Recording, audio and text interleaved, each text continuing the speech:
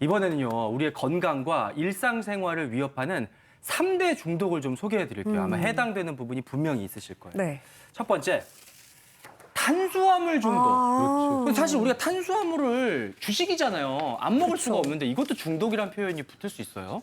사실 탄수화물 자체보다도 중요한 게 거기 있는 당류라고 하는 성분입니다. 예, 탄수화물이 이렇게 분해되는 과정에서요, 당으로 바뀌어서 우리 몸에 들어오게 되는데 이게 너무 많이 들어오게 되면 이 혈당을 올리면서 그런 것들이 다시 지방으로 바뀌어가지고 우리 몸에 저장이 되게 됩니다.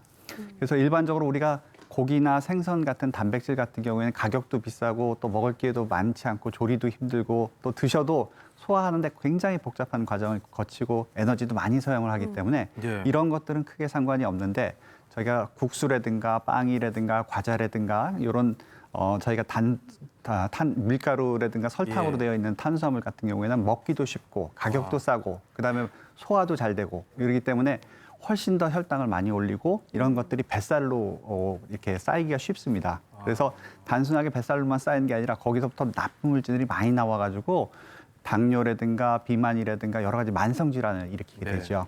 흔히 이제 밥배가 따로 있고 빵배, 떡배 따로 있다고 그쵸. 먹고도 이렇게 잘 들어가거든요. 이게 내가 탄수화물 중독인지 아닌지 좀 체크를 해볼 수 있을까요? 네, 그 탄수화물 중독을 알아보는 좀 증상이 있는데요. 그 화면을 좀 네. 같이 보시겠습니다. 체크리스트가 있어요. 체크리스트. 예. 뭐 아침 먹었어도 점심시간 이전에 허기가 진다. 또 빵, 떡, 과자, 떡볶이, 초콜릿을 끊기 어렵다. 진짜 어려워. 식사를 마친 후에 여전히 먹고 싶다. 야식을 예. 끊기 어렵다. 과식을 하고 나면 노곤하고 기운이 없다. 예. 식사량을 줄였다가 과식을 하는 과정을 반복한다. 이 6가지 모두에 대해서 우리가 주의를 기울여야겠습니다만 네. 뭐 스트레스를 또 먹는 걸로 푸는 경우 그게 식탐이 좋은 게 아니라 또 중독일 수가 있으니 좀 주의를 하셔야 되겠고 밤에 야식을 먹는다든지 식사량을 줄였다 늘렸다를 반복하는 분들도 특히 좀 조심을 해야 되겠습니다.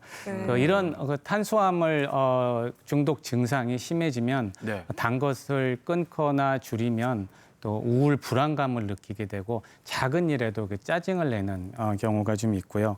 네. 또한 그 설탕을 그 장기간 과다 섭취를 하게 되면 또 내성이 생겨서 우리 예. 몸은 더 많은 설탕을 원하게 되고 그래서 또 중독으로 이어지게 되겠고요. 실제 이 그 최근에 발표된 연구 결과인데요. 예, 예. 호주 연구팀에 의하면 설탕을 장기간 과도하게 섭취했을 경우 뇌신경망 형태가 바뀌고 이로 인해서 식이장애가 나타나고 중독대와 유사한 행동 변화가 일어난다는 연구 결과를 발표한 적이 있습니다. 네, 그렇군요. 그런데 다른 사람하고 비슷하게 먹고 있는 것 같은데 탄수화물 중독인지 아닌지 궁금하다 하실 수 있거든요. 네. 그래서 저희가 식단을 한번 준비해봤습니다. 보시죠. 네, 예시를 보면 네. 이거 뭐 우리가 그냥 일상적으로 먹는 식단이에요. 아침에 이제 찌개 해가지고 밥 좀 드시고 뭐 콩자반에 무생채. 점심엔 또 뭐 짜장면인가요? 돼지갈비인가? 짜장면이구나. 짜장면. 저도 점심에 오늘 짜장면 그 정도 먹으려고 하고 먹죠. 있는데 거기에 그 정도 캔커피. 먹잖아요. 입가심으로 캔커피 먹고 저녁 식단 보면은 돼지갈비 1.5인분, 비빔냉면 한 그릇, 입가심 해야죠. 매실 냉차까지.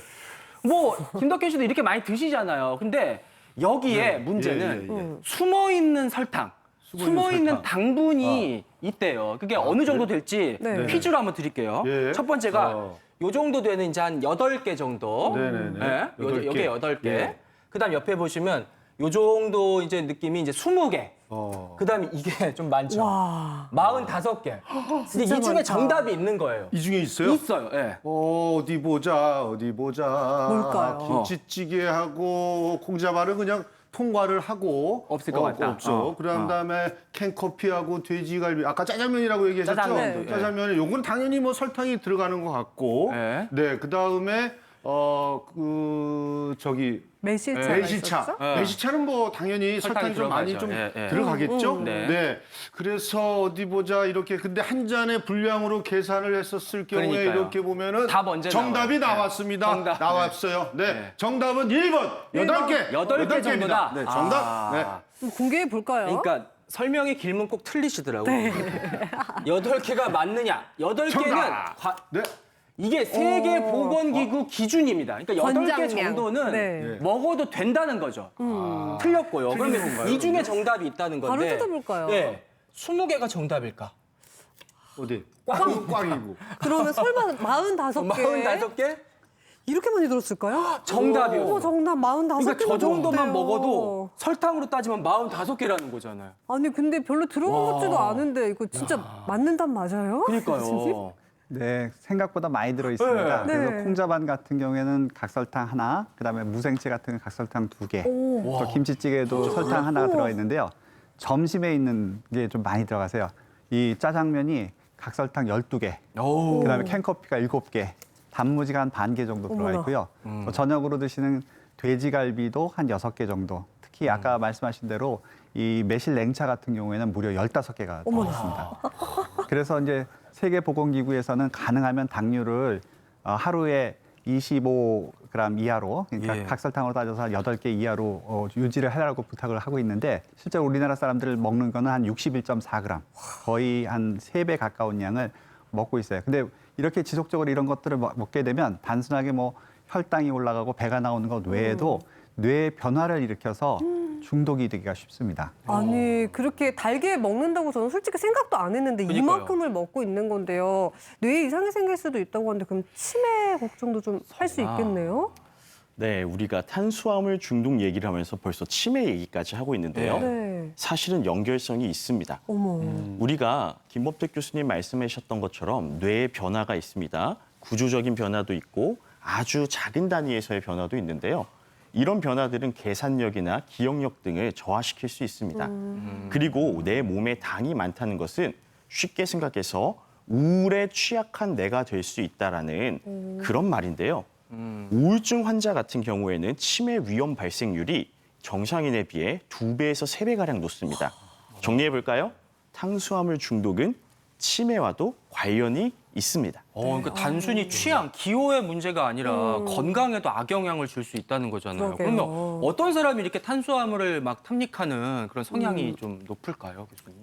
네, 사실 우리 모두 다 단 거 좋아하죠. 당연하죠. 그런데도 불구하고 특별히 우리가 주의를 기울여야 하는 네 부류의 사람들이 있습니다. 예. 한번 화면을 보실까요? 네. 자, 먼저 1년 내내 다이어트를 하는 분들이 계십니다. 예. 1년 내내 다이어트 한다는 거는 무슨 말일까요? 살이 안 빠진다는 거겠죠. 맞습니다. 늘 시도하고 실패하고를 반복하는데요. 네. 우리 드라마 같은 거 보세요. 다이어트 실패했을 때 뭐 먹습니까?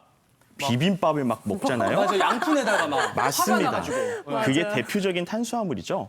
이렇게 탄수화물을 폭식하는 일들이 많이 발생된다고 생각할 수 있고요. 두 번째, 스트레스 심한 사람. 우리 스트레스 받을 때 뭐 먹어요? 저는 술을 좀 마시는. 술에도 당분이 디저트, 엄청 많이 들어있죠. 케이크. 디저트, 여성분들 디저트 많이 드시는데 달달한 거. 마찬가지입니다. 당이 자꾸 떠올라요. 왜냐하면 당을 통해서 그런 것들을 해소할 수 있기 때문에. 네. 그리고 외식이 잦은 사람인데요. 네. 외식 산업은 사실은 건강한 음식들을 파시는 분들이 많은데요. 그럼에도 불구하고 장사가 잘 되기 위해서 일부는 자극적인 맛을 내기도 합니다. 네. 또 찾아요. 우리가 자극적이라고 하면은 멀어 보이는데요. 사실 단맛이 이 자극적인 거에 아주 중요한 역할을 합니다. 네. 즉 외식을 자주 해도 당에 많이 취약하겠죠. 네. 마지막 우리가 그렇게 사랑하는 아이들, 아이들. 빵, 과자, 주스 다들 좋아하죠. 네. 이 아이들 같은 경우에는 이 빵, 과자, 주스에 있는 당에 어느 정도나 노출되어 있냐? 세계보건기구에서는 아이라면은 이 정도 먹어야 됩니다라고 하는 거가 있는데요. 그거에 기준이 넘는 아이들이 절반 이상입니다, 우리 주변에. 그래서 하물며 우리 세대, 아이들 세대를 뭐라고 부를까요? 설탕 수저 세대라고 부릅니다. 우리가 이 네 부류는 조금 주의를 가지면 좋겠죠? 전 금수저는 아닌데 설탕수저는 맞는 것 같아. 설탕 네, 좋아해가지고. 근데 사실 저 네 가지 해당하시는 분들은 많을 거라고 생각이 맞아요. 되거든요. 근데 한 번에 다 끊을 수도 없는 거고 이거 어떻게 줄여야 될까요, 그러니까요. 교수님?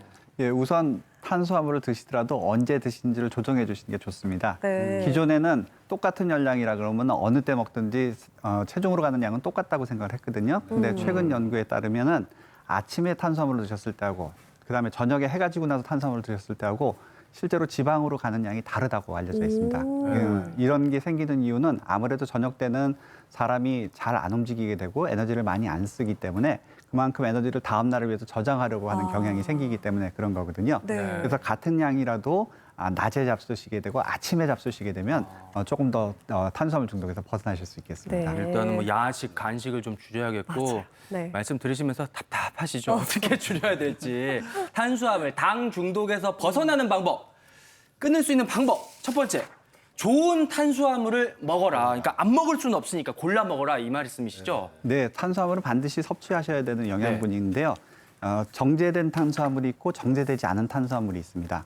무슨 얘기냐면 설탕이라든가 밀가루, 흰쌀밥 같이 정제된 탄수화물은 혈당을 빨리 올리는 반면에 또 저희가 잘 아시는 현미 같은 잡곡류, 콩 같은 것들은 혈당을 빨리 올리지 않기 때문에 인슐린을 자극하지 않고 그래서 그만큼 지방으로 가는 양이 적게 됩니다. 네. 그렇기 때문에 잡곡밥을 잡수신다든가 오트밀 같은 걸 잡수신다든가 또는 통곡밥 같은 걸 잡수시게 되면 오래 씹으시게 되면 당분이 나와서 단맛도 가실 수가 있고요. 또 씹는 것 자체가 뇌에 만족감을 주게 됩니다. 그래서 이런 탄수화물을 좀 줄이는 데 도움을 받으실 수가 있고요. 솔직히 맛은 없는데. 네. 일반적으로 세계보건기구에서는 하루에 탄수화물은 100g 정도 이하로 좀 줄이도록 이렇게 권장을 하고 있는데 이게 그 통곡밥 하나 보통 저희가 이런 즉석밥 즉석밥 같은 걸 하나 해도 그게 71g이나 되거든요. 네, 그러니까 그런 것들을 잘 조절하시면서 드시면 도움을 받으실 수 있겠습니다. 네, 탄수화물 중독을 끊는 방법 두 번째는요, 바로 스트레스를 줄여라. 아유, 이거 제일 그렇겠죠, 어려운 네, 건데. 조 교수님. 예, 사실 스트레스를 줄이면 얼마나 좋을까요? 그러니까요. 스트레스가 네. 만병의 근원인데요. 네. 그럼요. 근데 여기에서는 제가 스트레스가 왜 문제가 되는지를 좀 말씀드리려고 합니다. 스트레스를 받으면은 우리 몸은 경보 상태가 울리게 됩니다. 그렇죠?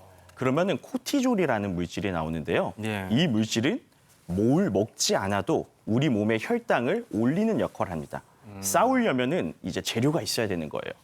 그런데 우리 몸은 항상성이라는 또 특징이 있어서 네. 올라간 혈당을 다시 내려서 일정한 상태를 유지하려는 성질이 있거든요. 네네. 자, 그러면 코티졸이 혈당을 올렸을 때 네. 다시 혈당을 내리려고 인슐린이 분비가 됩니다. 자, 이제 보세요. 이 줄다리기를 코티졸과 인슐린에 제가 원래 100만큼의 혈당이 있는데 코티졸이 스트레스 상황에서 140으로 올려놨습니다. 혈당을.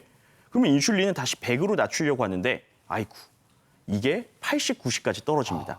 그럼 평소보다 조금 부족함을 느끼게 되는 거예요. 이렇게 되면 당이 자꾸 땡기고 배고프지. 당을 못 먹으면 좀 짜증도 나고 불안하고 초조하기까지 하는 증상들이 발생할 수 있는 겁니다. 마음 관리도 잘해야겠고요. 그다음 마지막 비법 바로 열어볼게요. 자신만의 습관을 들여라. 김 교수님 어떤 습관일까요? 네, 그 중독은 그 뇌의 문제이지만 행동을 교정하면서 치료가 될 수가 있는데요. 예. 한 세 가지를 좀 말씀을 드리겠는데 첫 번째가 그 충분한 수분 섭취입니다. 물을 마시면 배고픔을 좀 줄일 수도 있고 또 물에는 어떤 탄수화물이 들어있지 않기 때문에 예. 탄수화물을 끊는 데 좀 도움이 되겠고요. 두 번째는 이제 충분한 수면입니다. 수면이 부족할 경우 탄수화물을 더 섭취하게 되는 경향이 있는데요. 그래서 충분한 수면과 휴식이 필요하겠고 세 번째는 규칙적인 운동입니다. 그런데 사실 그 충분한 수분 섭취, 그다음에 충분한 수면, 그다음에 규칙적인 운동 이 세 가지 우리 모두 다 익히 알고 있는 방법들이잖아요. 그렇죠. 네. 중요한 것은 이거를 이제 실천하는 것인데요. 이들 행동을 이렇게 반복을 하게 되면 뇌의 구조가 변화되고 또 변화된 구조가 다시 그 행동을 반복하게 할 수 있다고 합니다. 그래서 앞으로 이 세 가지를 꼭 좀 실천하시길 바라겠습니다. 네, 중독 은폐하고는 좋은 습관은 들여야겠습니다. 네.